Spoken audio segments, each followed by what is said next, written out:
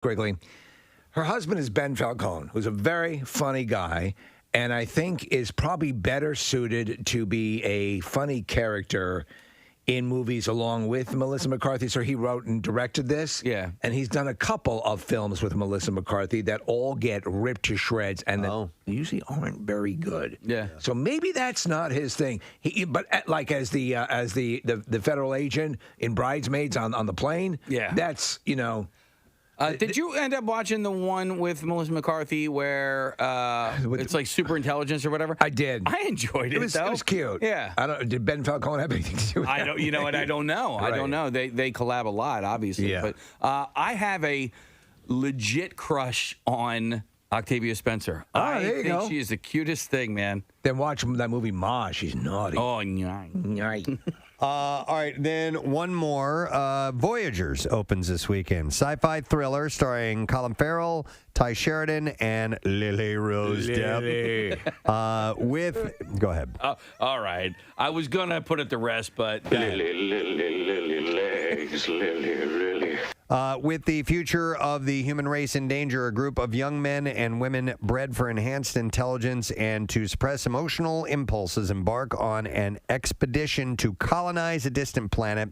Soon things descend into chaos as they're consumed by fear, lust, and the hunger for power. It's an hour and 48 minutes long. It's PG-13, and it's got a theater release. Rotten Tomatoes score 32%. Oh. Yeah, not so good. All right, so... We have breaking news. Breaking news? Yeah. Is it good? No. Damn it. Breaking news. And I'll read directly from the royal family's tweet. It says, "It is with deep sorrow that Her Majesty the Queen has announced the death of her beloved husband, His Royal Highness Prince Philip, Duke of Edinburgh." He was 101, I think? 99. He was 99. I thought he made it to 100. He passed away this morning. He just had a birthday. Yeah. At Windsor Castle. Well, remember, he just got out of the hospital. Yeah, he was in there. And we didn't know he was in the hospital for as long as he was. Yeah, so, wow. Listen. What an amazing though. life. Yeah. What an amazing life. I was just looking at pictures. They're releasing more pictures from this video documentary about them. It was like the early 50s. They discovered all this footage of the family. They're taking, Charles and for his first fishing trip and stuff like that.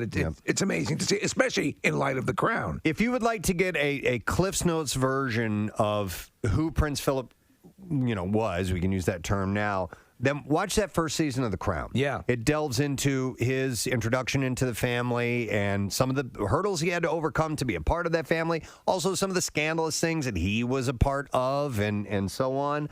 A guy that I really didn't know much about until I watched that show, and it's very interesting. You what happens is a lot of times you take, there's this big Leviathan, and you have no appreciation for it. I think The Crown does a good job of humanizing them. Yeah. And also, there is a context that we cannot understand. Yes. You cannot understand that context. You can't understand what happens when you're a young woman and you become Queen of England. Yeah.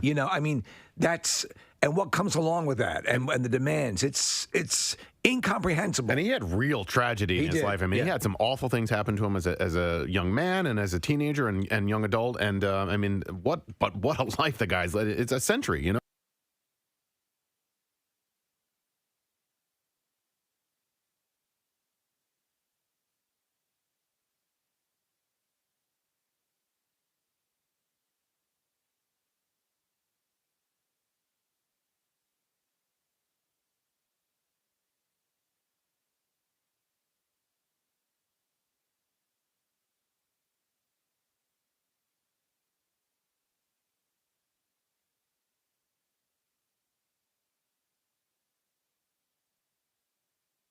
Failing to make the cut to join the now powerhouse Mighty Ducks junior hockey team, 12-year-old Evan's mother